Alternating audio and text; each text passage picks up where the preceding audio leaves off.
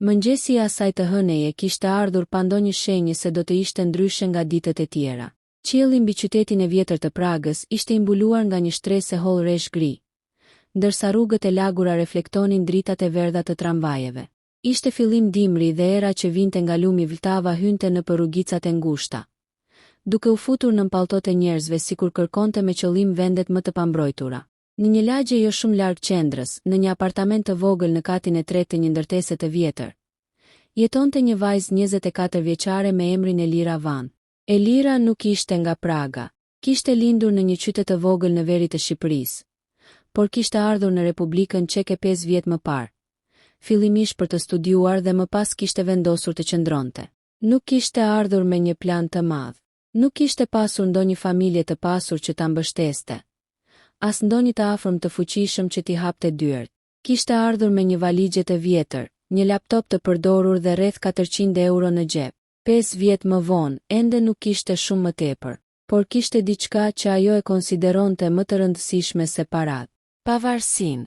Elira punonte në një studio të vogël arkitekture në periferi të Pragës. Puna nuk paguaj keq, por pasqyra as faturave, ushqimeve dhe shpenzimeve të tjera, në fund të muajit i mbetej shumë pak.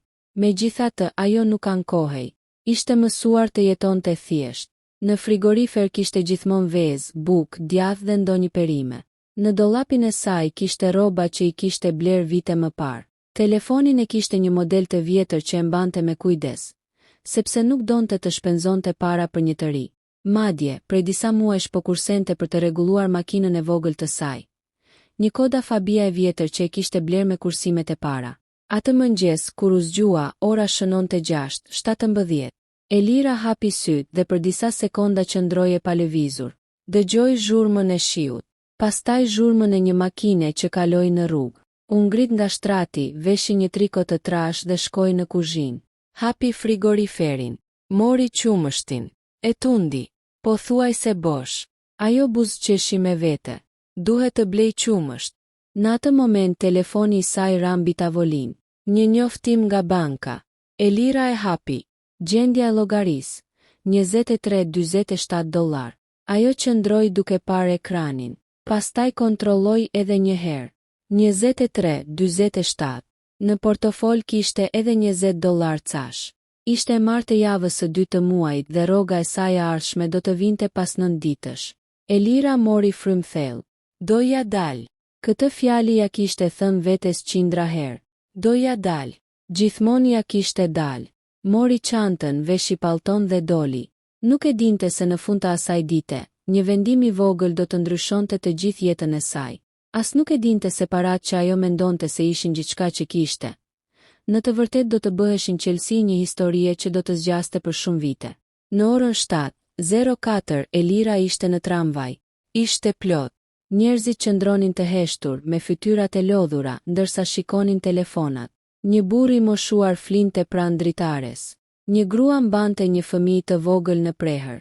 Një student lexonte një libër. Elira qëndronte pranë derës. Në duar mbante një filxhan kafeje që e kishte marrë nga një makinë automatike pranë stacionit. Kushtonte $20. Ajo mendoi se ndoshta nuk duhej ta kishte bler, por ishte shumë vonë. Në punë arriti pak pas orës 8. Dita kaloi ngadalë. Kishte një projekt të madh për një kompleks apartamentesh në periferi dhe shefi i saj, Markus Heller, ishte në një humor të keq. Rreth mesditës, ai kërkoi Elirës të qëndronte edhe 2 orë pas orarit. Ajo pranoi. Nuk kishte shumë zgjedhje. Në orën 18:43 më në fund doli nga ndërtesa. Ishte errësuar. Shiu kishte pushuar, por rrugët ishin ende të lagura. Elira kontrolloi telefonin. Një mesazh nga pronarja e apartamentit. Elira, mos haro qiran deri të premten. Elira mbylli syt për një çast. Qiraja? Po. E kishte harruar për disa minuta. Ajo kishte ende $23.47 në bank. Dhe $20 cash. Duhej të ishte e kujdesshme. Shumë e kujdesshme. Filloi të ecte drejt stacionit të tramvajit. Në një nga rrugicat anësore, pranë një ure të vogël mbi një kanal, vuri re një burr. Ishte ulur në tokë. Në fillim Elira mendoi se ishte i dehur. Burri ishte rreth të 50-tave.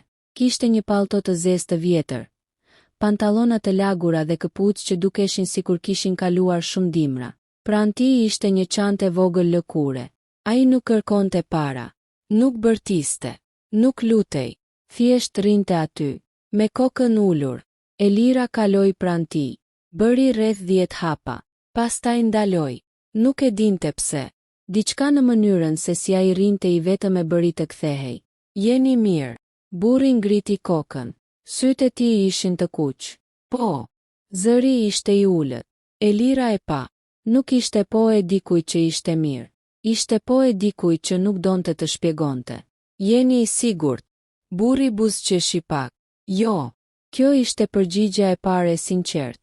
Elira u afrua. Çfarë ka ndodhur? Ai heshti. Pastaj shikoi lumin. Kam humbur familjen. Elira nuk dinte çfarë të thoshte. Si? Burri uli kokën. Nuk kam më asnjë. Ajo nuk e pyeti më. Pas disa sekondash, ai vazhdoi vetë. Gruaja ime vdiq para 2 vitesh. Djali im. Ai ndaloi. Djali im vdiq para 3 javësh. Elira ndjeu një shtrëngim në gjoks. Kam ardhur këtu sepse më thanë se mund të gjeja punë. Humbja edhe parat që kisha me vete. Më vodhën çantën në stacion. Ai qeshi hidhur. Është qesharake. Një njeri mund të kaloj 30 vjet duke ndërtuar diçka dhe pastaj ta humbas gjithçka brenda një muaji. Elira nuk foli. Burri fshiu fytyrën. Kam vetëm nevojë të ha diçka sonte. Ajo shikoi portofolin. E dinte sa para kishte. $20. Të fundit. Me ato mund të blinte ushqime për disa ditë. Mund të blinte qumësht, bukë, vezë, ndoshta edhe pak mish. Ajo kishte $23-47 në bankë. Por ato para nuk mund t'i përdorte pa kartën, dhe karta ishte në çantën që kishte harruar në punë. Elira shikoi burrin, pastaj portofolin, pastaj përsëri burrin. Si quheni? Ai e pa për disa sekonda. Adrian. Adrian çfarë? Adrian Vale. Elira nuk e njohu emrin. Nuk kishte pse ta njihte. Prisni këtu. Ajo hyri në një dyqan ushqimor pranë rrugës. Mori një sanduiç, një shishe ujë, 2 banane. Kur doli, ja dha. Adriani e mori me të dyja duart. Faleminderit. Elira buzëqeshi. Pastaj bëri diçka që as vetë nuk e kishte planifikuar. Nxori portofolin. Mori $20. Ja zgjati. Adriani e pa. Jo. Merre. Jo. Ju duhen. Po ju. Elira buzëqeshi. Doja dal. Ai e shikoi gjatë. Si quhesh? Elira. Ai përsëriti emrin. Elira. Pastaj mori parat. Por para se t'i fuste në xhep, e pa drejt në sy. Një ditë do të kuptosh se çfarë bëre sonte. Elira qeshi lehtë. Thjesht janë $20. Adriani nuk qeshi. Jo. Ai shtrëngoi parat në dorë. Për ty janë. Pastaj u ngrit. Elira mendoi se do të largohej, por Adriani bëri diçka të çuditshme. Nxori nga xhepi një orë të vjetër. E mbajti në pëllëmb. Mbaje këtë. Elira u tërhoq. Jo. Merre. Është e jotja. Jo më. Ai ja vendosi orën në dorë. Ishte e rëndë. E ftohtë. Në pjesën e pasme kishte një gdhendje të vogël. Elena V. Elira e pa. Kush është Elena? Adriani nuk u përgjigj. Vetëm tha. Kur të vijë koha, do ta kuptosh. Pastaj u kthye dhe u largua. Elira qëndroi aty. Nuk e dinte se çfarë të mendonte. Pas pak hodhi syt nga ora. Pastaj nga rruga ku ishte zhdukur Adriani. Dhe për herë të parë ndjeu një lloj shqetësimi. Jo sepse I kishte dhënë $20, por sepse diçka tek ai burr nuk përputhej. Atë natë Elira u kthye në shtëpi pa ushqime. Hapi frigoriferin. Mori një gotë ujë. U ul në divan. Ora e Adrianit ishte mbi tavolinë. Ajo e mori përsëri. Në pjesën e përparme kishte një dizajn shumë të vjetër. Nuk ishte një orë e lirë. Elira nuk kuptonte shumë nga orët, por kishte mjaftueshëm njohuri për të kuptuar se ajo mund të kushtonte shumë më tepër se $20. Duhet ia kthej, por nuk kishte numër telefoni, nuk kishte adresë, nuk kishte asgjë, vetëm emrin, Adrian Vale, dhe gravurën, Elena V. Ajo e la orën mbi tavolinë. Në orën 23:18 razilja e telefonit. Ishte numër i panjohur. Elira nuk e hapi. Telefoni pushoi. Pas 1 minute, erdhi një mesazh. Mbaje orën. Nesër dikush do të vijë. Elira u ngrit menjëherë. Numri ishte i panjohur. Ajo shkroi. Kush jeni? Nuk mori përgjigje. 5 minuta më vonë, telefoni ra përsëri, por këtë herë ishte një telefonat. Elira e hapi. Hallo. Heshtje. Hallo. Një zë burri tha. Elira van. Po. Jemi duke ardhur nesër në mëngjes. Kush jeni? Heshtje. Pastaj. Do ta kuptosh. Telefonata u ndërpre. Elira nuk fjeti mirë atë natë. Kapitulli makina. Të nesërmen në mëngjes, Elira u zgjua para alarmit. Ora ishte 5:41. Ajo nuk kishte fjetur pothuajse fare. Gjithë natën kishte menduar për Adrianin. Kush ishte? Pse kishte një orë kaq të shtrenjtë? Kush ishte Elena? Dhe mbi të gjitha, pse dikush do të vinte në shtëpinë e saj? Ajo u ngrit, përgatiti kafen, pastaj kontrolloi rrugën nga dritarja. Asgjë. Në orën 6:32 doli për në punë. Nuk pa asgjë të pazakont, por në orën 7:12, ndërsa po priste tramvajin, një makinë e zezë u ndal pranë trotuarit. Ishte një Mercedes Maybach, e gjatë, e zezë, me xhama të errët. Elira e pa vetëm për një moment. Makina vazhdoi rrugën. Ajo nuk mendoi më për të. Deri në mbrëmje, në orën 18:27, kur u kthye në lagje, pa diçka që e bëri të ndalonte. E njëjta makinë ishte parkuar përballë ndërtesës së saj. Elira nuk lëvizi. Makina kishte motorin ndezur. Një burr me kostum rrinte pranë derës. Kur e pa, u drejtua drejt saj. Zonju Shavan. Elira u step. Po. Ju lutem, e jani me mua. Ku? Nuk është e nevojshme të shqetësoheni. Unë nuk shkoj askund me njerëz që nuk njoh. Burri nxori një kartë. Nuk ishte polic. Në kartë shkruhej: Dorian Keller, drejtori sigurisë së Vale Foundation. Elira ndjeu një të ftohtë në stomak. Adrian Vale. Burri heshti, pastaj tundi kokën. Po. Elira shikoi makinën. Ku është ai? Jo këtu. Atëherë pse jeni këtu? Dorian mori frym, sepse ai na kërkoi të gjenim personin që i dha $20 e fundit. Elira nuk foli. Çfarë? Ju. Brenda makinës ishte ngrohtë. Elira nuk ndihej rehat. Doriani rrinte përballë saj. Në anën tjetër të makinës ishte një grua rreth të 60-tave, elegante, me flokë të bardhë dhe një pallton ngjyrë bezh. Ajo nuk kishte folur, por nuk e hiqte shikimin nga Elira. Pas disa minutash, gruaja tha: Si e njihnit Adrianin? Vetëm e takova dje. Ku? Pranë kanalit. Gruaja mbylli syt. Pra ishte ai. Elira nuk kuptoi. Çfarë do të thotë kjo? Gruaja u kthye nga dritarja. Adriani nuk ka qenë i varfër. Elira heshti. Ai nuk ka qenë kurrë i varfër. Doriani shtoi. Adrian Vale është një nga njerëzit më të pasur në Evropë. Elira qeshi nervozisht. Nuk ka mundësi. Ka. Ai më tha se i kishin vjedhur parat. Ishte e vërtet. Tha se kishte humbur familjen. Edhe kjo është e vërtet. Elira pa gruan. Po kush është ai? Gruaja u përgjigj. Vëllai im. Elira mbeti pa fjalë. Gruaja zgjati dorën. Quhem Helena Vale. Elira nuk e kapi me njëherë. Adriani është vëllai im i madh. Pastaj Helena tha diçka që Elira nuk do ta harronte kurrë. Por prej 3 javësh, ai nuk ka qenë në gjendje të mirë mendore. Adriani nuk kishte humbur thjesht familjen. Kishte humbur djalin, por historia ishte më e ndërlikuar. 3 javë më parë, djali i tij, Nathan Vale, kishte vdekur në një aksident automobilistik në Austri. Nathan ishte 28 vjeç. Ai ishte trashëgimtari i vetëm i kompanisë së familjes. Kompania Vale International kishte interesa në teknologji, transport, pasuri të paluajtshme dhe energji, por Nathan nuk kishte qenë thjesht trashëgimtar. Ai kishte qenë gjithçka për Adrianin. Pas vdekjes së gruas së tij, Elena, 8 vite më parë, Nathan ishte bërë arsyeja e vetme pse Adriani vazhdonte të punonte. Dhe pas vdekjes së Nathanit, Adriani kishte ndryshuar. Fillimisht kishte refuzuar të fliste. Pastaj kishte filluar të largohej nga shtëpia pa roje. pastaj kishte hequr dorë nga çdo gjë. Dhe një natë kishte zhdukur çantën e tij me dokumente dhe para. Askush nuk e dinte pse. Më vonë, një kamerë sigurie e kishte regjistruar në stacionin e trenit. Dikush i kishte marrë çantën, por Adriani nuk kishte bërë asgjë. Nuk kishte thirrur policin, nuk kishte kërkuar ndihmë, vetëm kishte ecur dhe kishte përfunduar në rrugë. Helena e kishte kërkuar për ditë të tëra. Pastaj një mbrëmje, një kamerë pranë kanalit e kishte filmuar.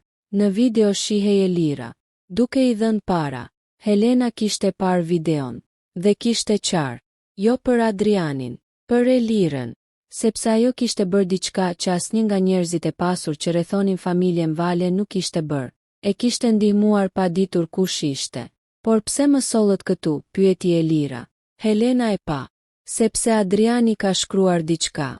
Ajo i dha një zarf. Elira e hapi. Brenda ishte një letër. Shkrimi ishte i çrregullt, por i lexueshëm.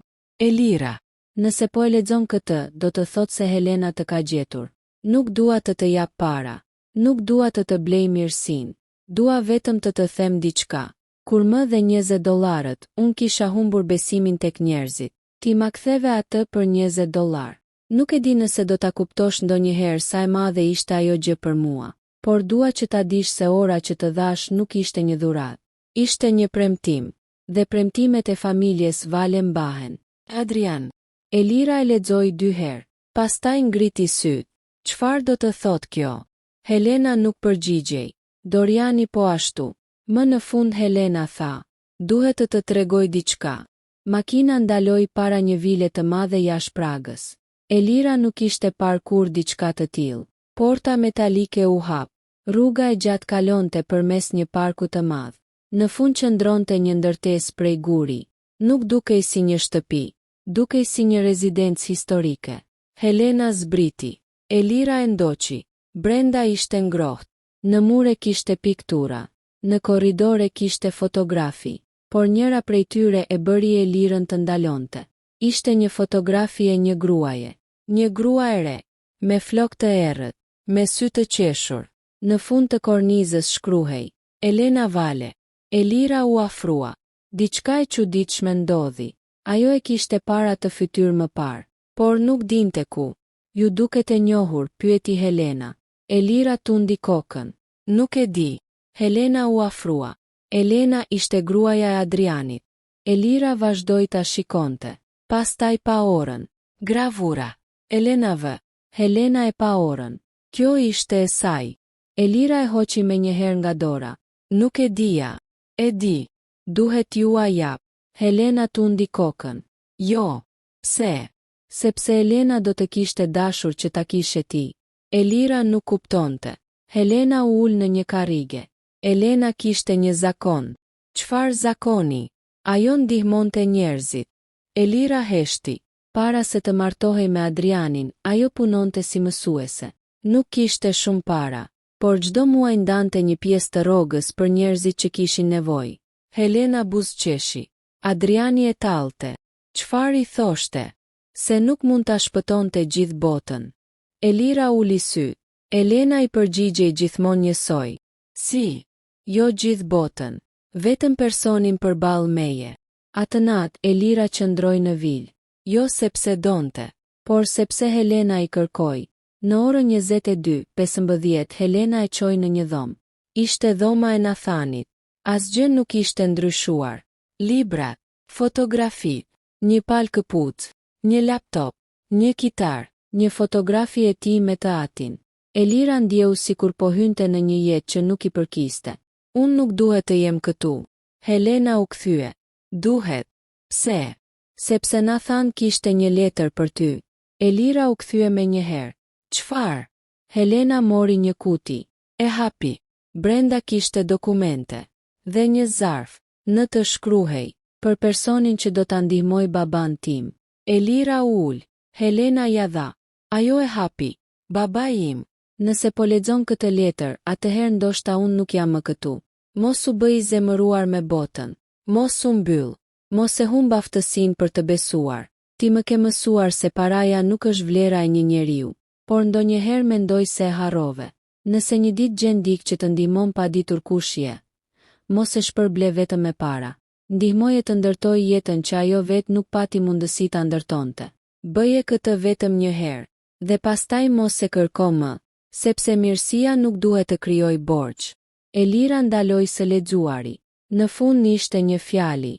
Baba im, nëse dikush të jep $20 kur ka vetëm 20, mos e haro kur atë njeri.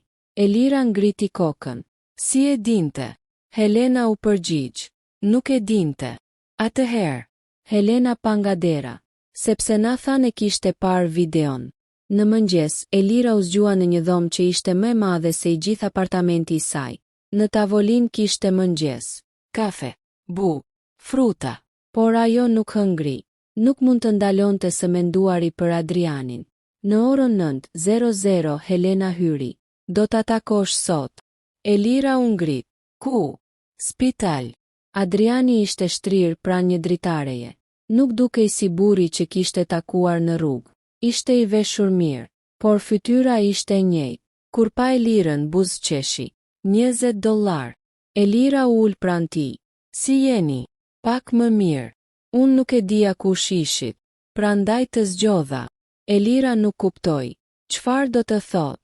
Adriani mori frym. Pas vdekjes së Nathanit, të gjithë njerëzit që vinin tek unë më thoshin të njëjtën gjë. Çfarë? Duhet të jesh i fortë. Ai që e shihidhur. Askush nuk më pyeti nëse doja të isha i fortë. Elira heshti. Pastaj një natë dola nga shtëpia. Doja të shihja nëse bota ekzistonte edhe pa Nathanin. Po, ti ishe personi i parë që nuk më kërkoi asgjë, sepse nuk dija kush ishit. Prandaj, Adriani shikoi orën në dorën e saj. Kur ta pash orën te dora jote, e kuptova diçka. Çfarë? Elena kishte të drejtë. Elira nuk foli. Ne nuk mund ta shpëtojmë gjithë botën. Adriani u kthye nga dritarja, por mund të shpëtojmë një person. Ditët që pasuan ndryshuan gjithçka. Adriani nuk i dha Elirës një çek të madh. Nuk i bleu një apartament. Nuk i bleu makinë. Ai respektoi kërkesën e Nathanit, por bëri diçka tjetër. I dha një mundësi. Një nga projektet e fondacionit të familjes Vale kishte nevojë për një arkitekte. Elira u punësua. Rroga ishte shumë më lartë se ajo që merrte, por puna ishte reale. Ajo duhej të punonte. Duhej të provonte veten. Dhe për herë të parë në jetën e saj, Elira nuk ishte më frikë nga fundi i muajit. Megjithatë, ajo nuk ndryshoi. Vazhdonte të përdorte të njëjtin telefon. Vazhdonte të merrte tramvajin. Vazhdonte të blinte rroba me ulje. Dhe çdo muaj në ditën e rrogës linte $20 më njanë. Helena e pyeti një ditë pse. Elira buzëqeshi. Sepse dua të kem gjithmonë $20 për dikë tjetër. Kapitulli 10 vjet më vonë. 10 vjet kaluan. Elira u bë një arkitekte e njohur. Projektet e saj filluan të shfaqeshin në revista. Ajo ndërtoi qendra sociale, strehimore, shkolla, shtëpi për familje që nuk kishin mundësi të blinin. Por nuk harroi kur natën e parë. Adriani jetoi edhe 7 vjet. Para se të vdiste, i la asaj vetëm një gjë. Orën. Dhe një letër. Elira. Kur të dhash orën, mendova se po të jepja një kujtim. Tani e kuptoj se po të jepja një përgjegjësi. Mos e mbaj për mua. Mbaje për njeriun që do të jap një ditë $20 e fundit. Sepse atëherë do të dish se historia vazhdon. Adriani vdiq në një mëngjes të ftohtë janari. Në funeral, Elira qëndroi pranë Helenës. Ajo nuk qau. Jo sepse nuk ishte e trishtuar, por sepse e dinte se Adriani më në fund kishte gjetur qetësinë. 5 vite më vonë, Elira ishte kthyer në një qytet të vogël në Evropën lindore. Po vizitonte një projekt të ri, një qendër për familjet pas trehim. Ishte mbrëmje. Ajo kishte mbetur vetëm në zyrë. Jashtë binte shi. Kur doli, pa një burr të ulur pranë hyrjes. Rreth 40 vjeç, me një çantë të vjetër. Ai duke i lodhur. Elira ndaloi. Jeni mirë. Burri ngriti kokën. Jo. Elira u ul pranë tij.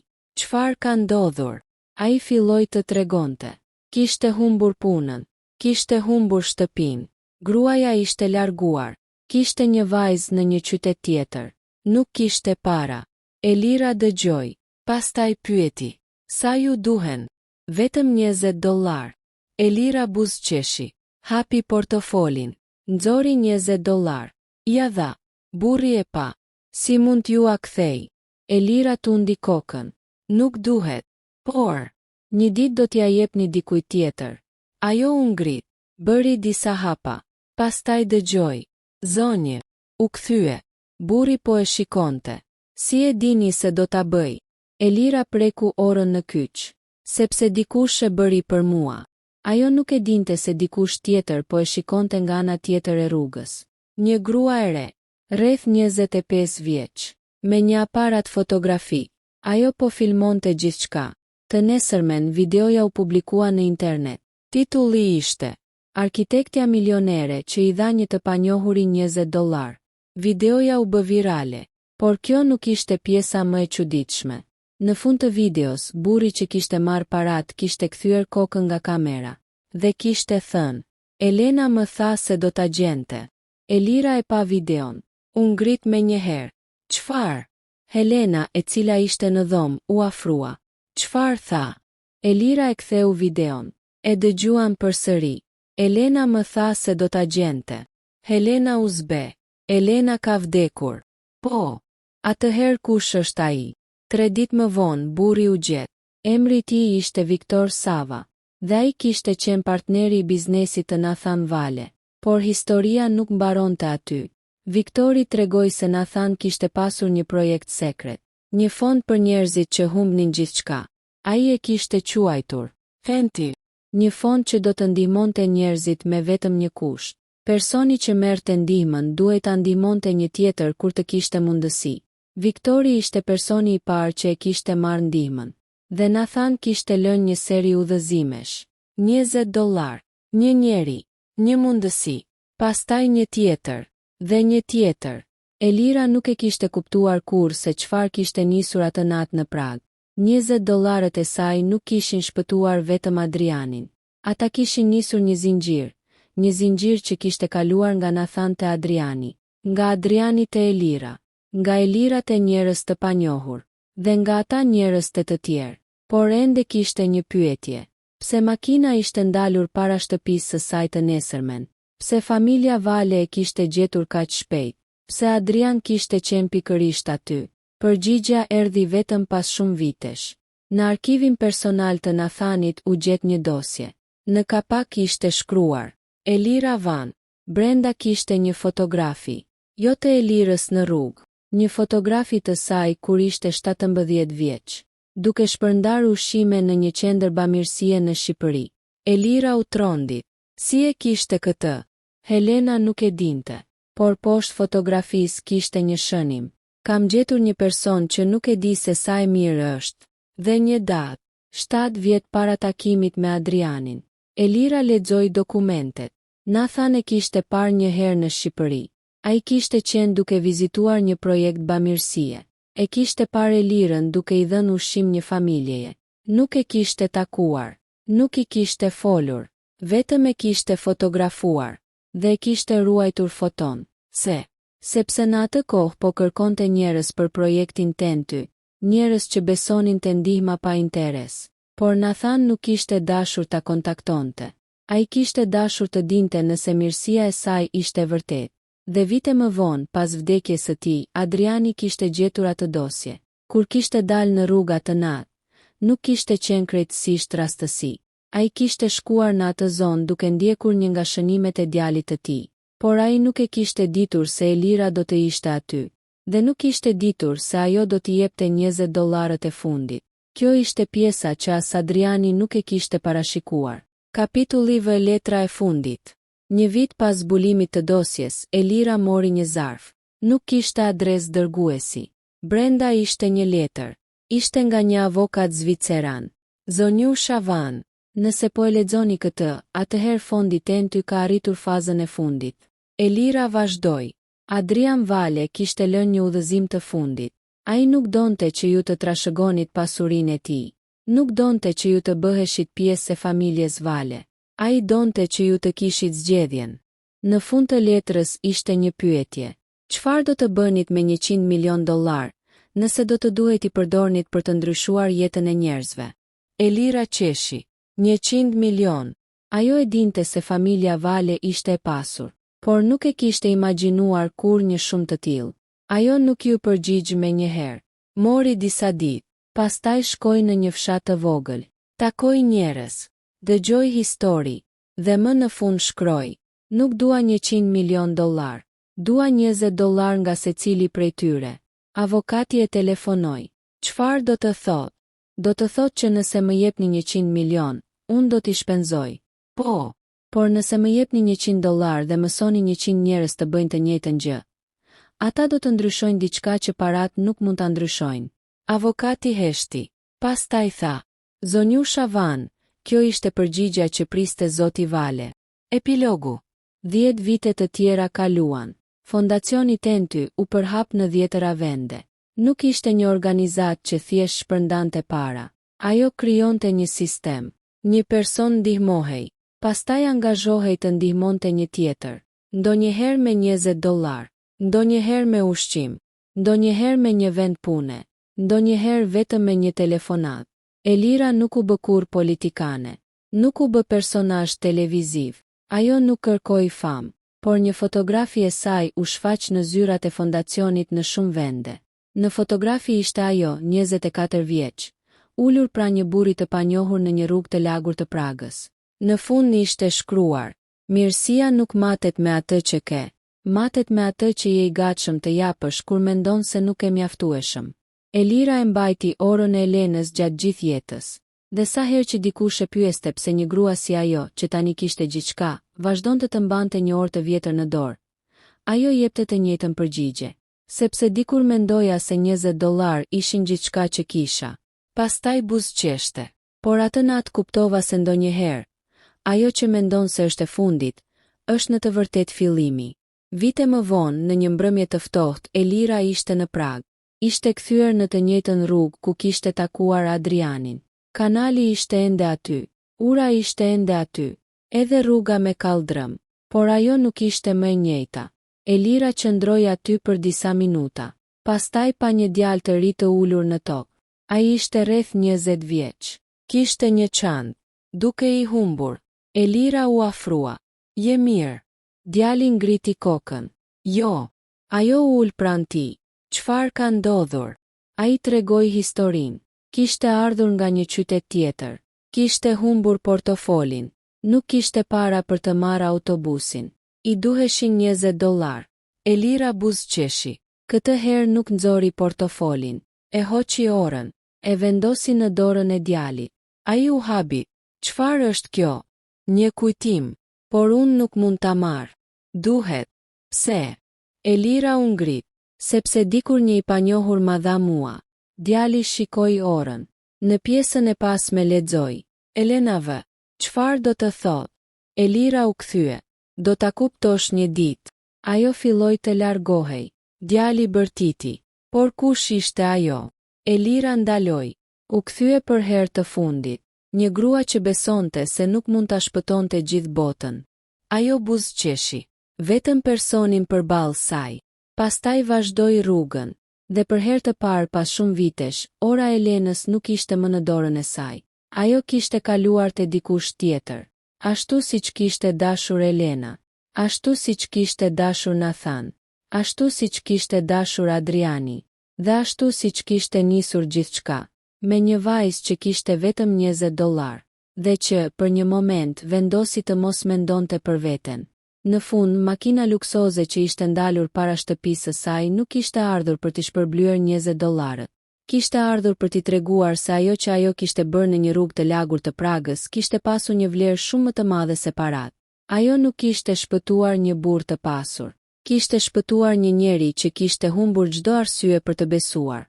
Dhe ai njeri, para se të largohej nga kjo botë, kishte bërë gjithçka që të sigurohej se mirësia e saj nuk do të vdiste me të. Sepse disa dhurata nuk kthehen. Kalojnë nga një dorë te tjetra, nga një zemër te tjetra. Dhe ndonjëherë $20 e fundit që i jep dikujt janë pikërisht ato që të pasurojnë për gjithë jetën.